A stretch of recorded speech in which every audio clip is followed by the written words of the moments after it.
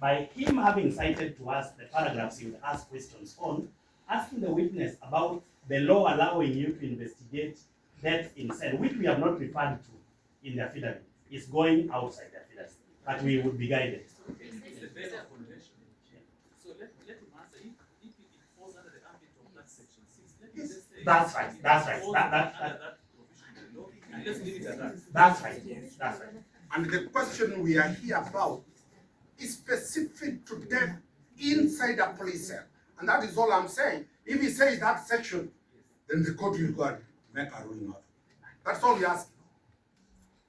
In relation to death in a police cell. In police custody.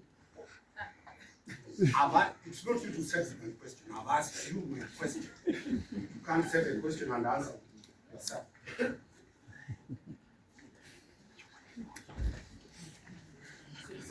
Yes. If it's not there, it's not there. The question is, do you have the powers to investigate?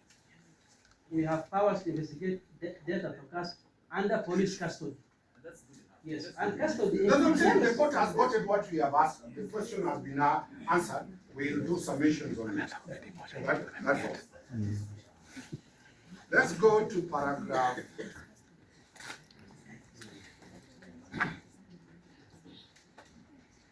Paragraph 7. You have paragraph 7? Yes. Read to the court what that paragraph says. Your Honor, the paragraph says that the respondent was arrested on 13th June 2025 by DCI officers and subsequently handed over to IPOA and was later put at the Uganda police station by OB 50 13 6 of 25 at 18:05 hours. The DCI officers arrested him as false fire, according to you. Say around 2. You read exactly what you said. Not indicated the time. That's what I'm asking. Yes. It is not indicated when the DCI officers arrested him. Yes. Where did they arrest? The DCI officers. And the nota Eldoret confirmed that the accused was not arrested at Eldoret. The respondent. According to the officers who handed over me to Mr. Nadat Alam, the officers informed me that they arrested him at the DCI headquarters. Thank you. I'm putting to you that IPOA released false information to the public that he was arrested in Eldoret en route to escape to Uganda. That is not my private.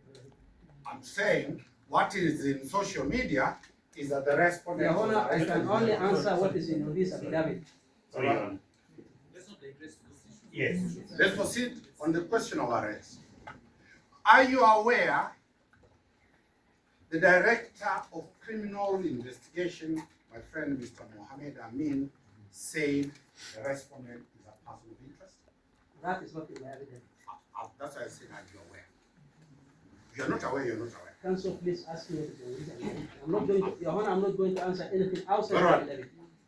I put it to you that based on the DCI mentioning the respondent, on that day at 2 p.m., he presented himself to the DCI headquarters in the presence of his advocate, Juan Keton. Are you aware of that? If you say so. Thank you. Putting it to you. And the DCI authorized these officers together with the advocate to present the respondent to IPOA headquarters. Your Honor, you have said time and again. I'm putting it to you. Please, You don't need to answer. Please answer me what, ask me what is in my affidavit. Let's stop sharing. Counsel, I've only put it, you have not asked me the question. Is it in my affidavit?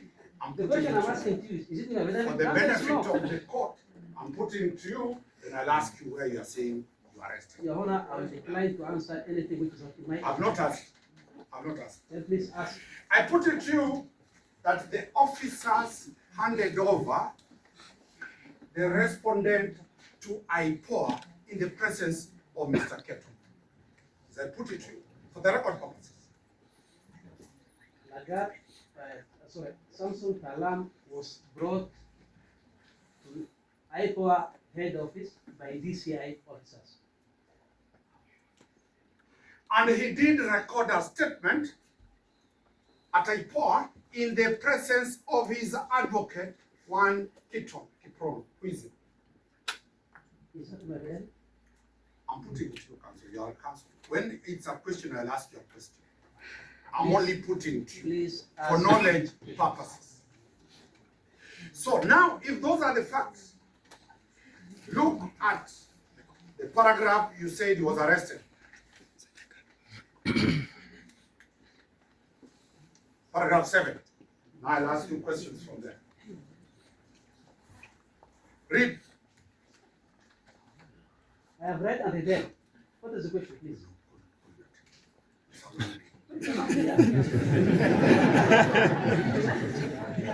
The state is rich, it can bring water for both of us and council. It's a long thing.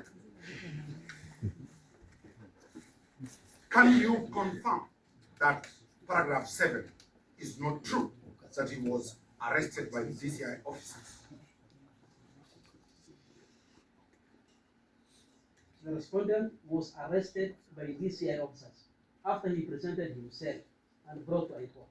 Do you have any evidence material to that effect? I've given you the scenario the way it was. The fact that he was brought under the escort of DCI officers means he was arrested and brought to IPOA The office. court has taken that. Let's go further. Sorry, Your Honor, I think this may be my last objection. We hope that counsel is not proposing to court that he has an alternative set of facts which the court should take note of, because counsel is not a witness. If he wants to give us his alternative facts, we would expect an affidavit so that we also put him on a dock and cross-examine him. Until then, the only factual matters we have is the one given by the witness before court. The only way to prove a falsehoods is by bringing facts that are truth. The affidavit is full of falsehoods. We are putting exactly the scenario, and your witness has not recounted any.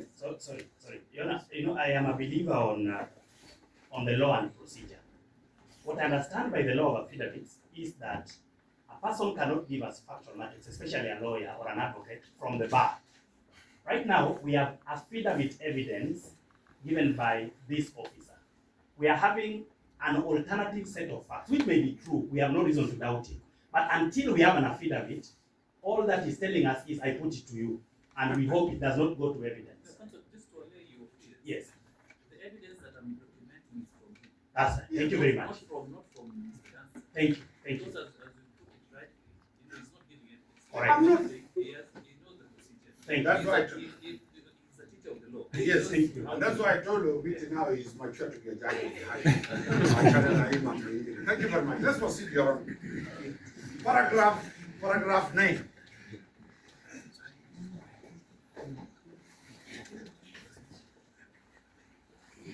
Yes, Your Honor. Paragraph 9. Yes. You have said what? About the position of the OCS? The respondent at the material time of the incident, he was officer commanding Central Police Station, exercising command of the Central Police Station, held persons of influence, and has capacity to interfere with the ongoing investigations and likely witness. Do you have any evidence to show that he was in full command of the police station? As an OCS, No. I've asked a simple question.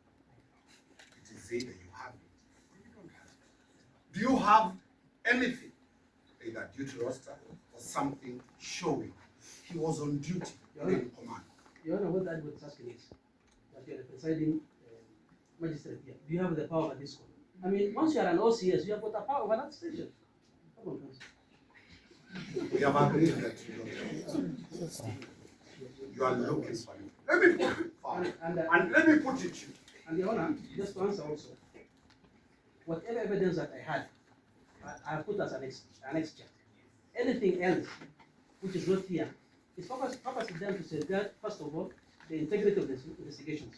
And they will be provided at the most relevant time. I'm well aware that this will not be the forum where those charges will be preferred. Yes. And I've asked a simple question. Yes. Among the annexures, There are have none. you produced an annexure showing he was in command of the police station at the time the offense was committed? I recorded his statement and he confirmed that at the time of the incident, he was the officer commanding the station at Central Police Station, in the presence of his lawyer. I have not attached in this evidence. See, the answer is clear, you have not attacked. All that's what you are looking for. It's not attacked there. And maybe to answer your question, any other attachment you might ask, it's not there, save for the OB extract. Just don't move, enough. And you are a lawyer. When I say I put it to you, don't respond. I've not asked any question. And I put Why are it. you putting in the first No, no, place?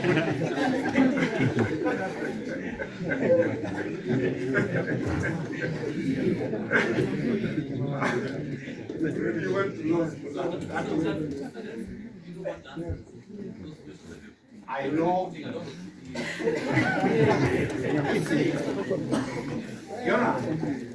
We have our own legal.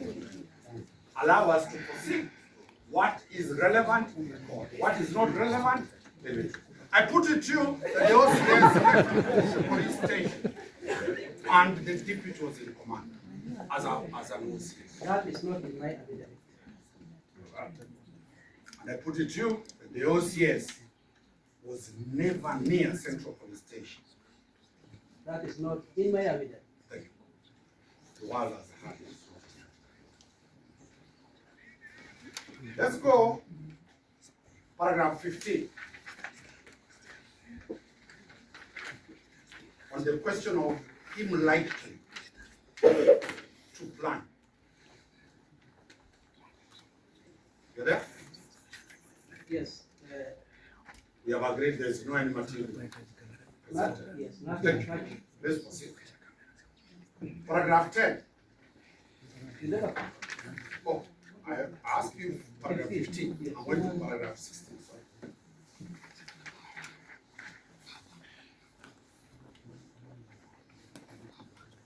Still no material. Zeta. Very serious material you have kept. No material. Yes, sir. Thank you. Paragraph 17 about the CCTV. No material attached, Your Honor. Thank you. Paragraph 18, No material attached. no material attack. Paragraph 17, I've gone back because there's a question on Please, sir. You have said about the CCTV cameras. Do you have possession of the scene of crime as of now? Who is in possession of the scene of crime? The scene of crime was processed and released. Remember, that's a police station. You cannot hold a station as a crime scene for a very long time. So we have released the relevant evidence. Start on up. Because I was there yesterday. It's not true that the scene of crime has been released to the police. Is it still a scene of crime or it is non-operational police station? That question is not in the You've run very fast. Do not lie like that. So you cannot, there's no material to show that. nothing attached, Your Honor.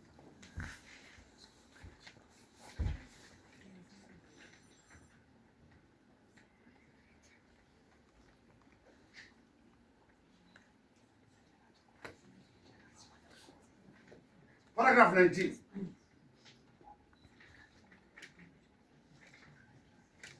Read it? Yes, Your Honor. And 21, they are the same.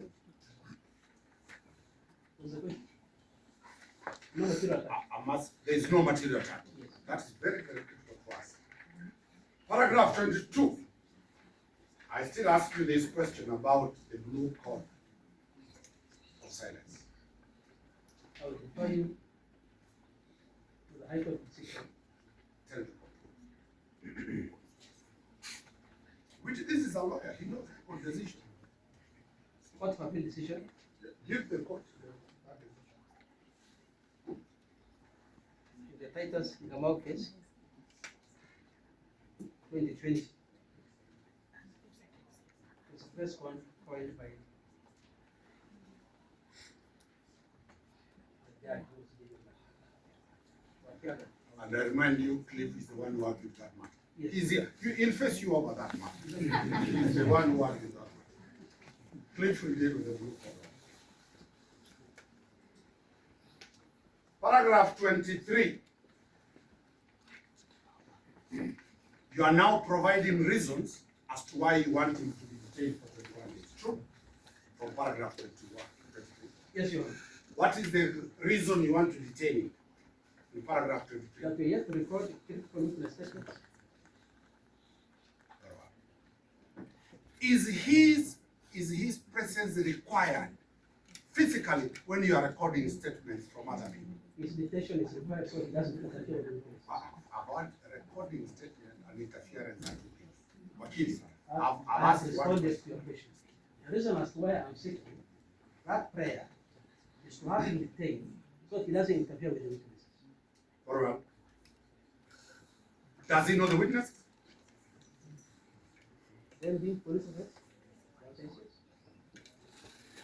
Is there anything you have shown of any attempt to interfere with the witness?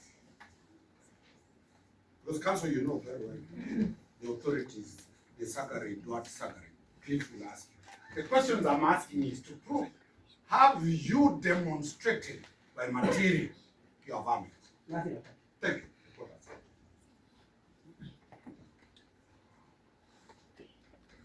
Paragraph 24. What are you addressing? That we are saying is released. His security is not guaranteed due to the public anger demonstrated by the case. Come again? Repeat. Let's say what is in the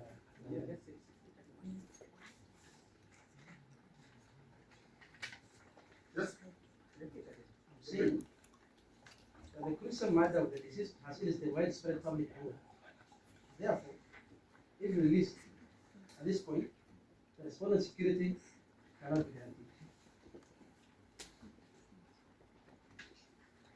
Mr. Witty took us a lot about the case of Oscar Smith. Heavily. Have you ever had a chance to read paragraph 32 of that decision of Professor Justice Joel Ngugi? Not in evidence. It's not in your Vedanta.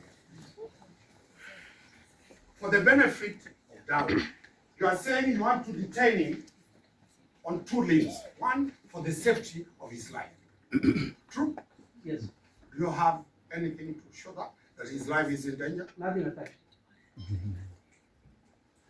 Do you have anything to show that he is a danger to anybody of the public? Nothing attached. So it is an apprehension.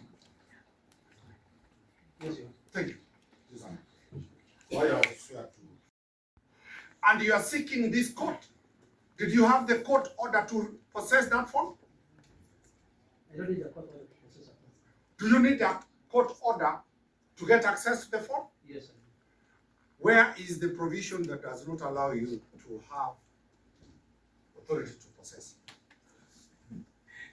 Yona, surely. Waiting, Sorry, no. Yona, where is the provision that does not allow you? Surely. Where is You the are asking provision? for a provision which does not allow you. This is a negative provision, does not exist in our law. It should tell us the positive provision. And counsel can put it, he can continue putting it to him, that this provision does not allow you, not the negative provision.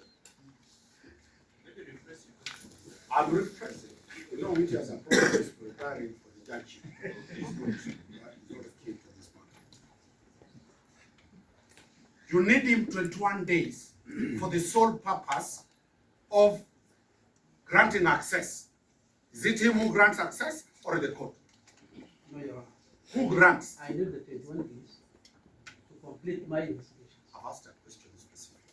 Do you need my client in cells for the purpose of analyzing the phone. I need your client in custody for 21 days to complete my investigation. I'll ask a simple question. Is there any role he's required to do in forensic analysis of our phone? I'm not an expert in forensic analysis, so I cannot say. So, your varmints are not based on any scientific, because you never consulted a forensic expert?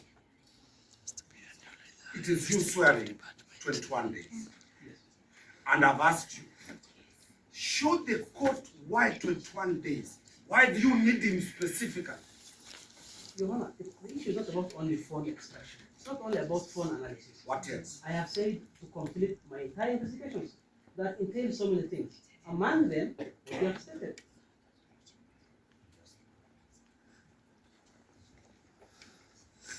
And lastly,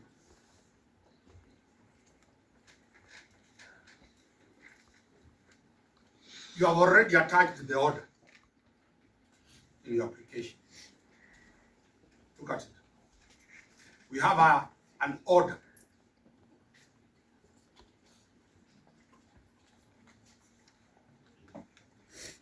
True.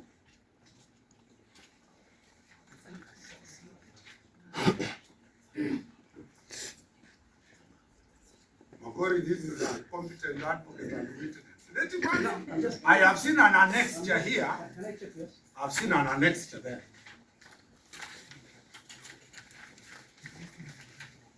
We were given an annexure that has.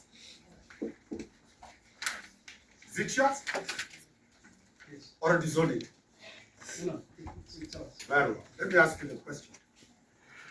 You are certain you are getting It's a draft. these orders? That's a- No. It's a draft. Which is saying, is the office of the DPP or IPOA that gives the orders, or is the mandate court?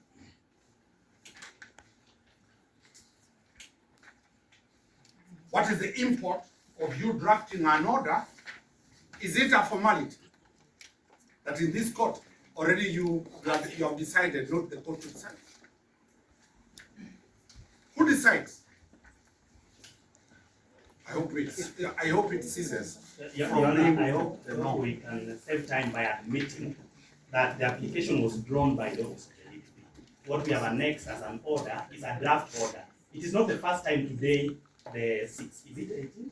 It has been done since I was a law student at the University of Nairobi, where we do draft orders. The court can reject it, it's not binding on the court. So that we save time for counsel and his client. We Which can, are only for good practice. we admit that. Avoid doing the judicial work. Leave the courts to do their works. Let's not delve so much on that. Yeah. I think what Mr. Rick is saying is just practice that they have adopted from the TPP's end, which is not a good practice. It is not good practice. So let's leave it at that. If I sat in that office, I wouldn't allow it. But I was chased. Thank you very much. Let me allow Mr. Kangai to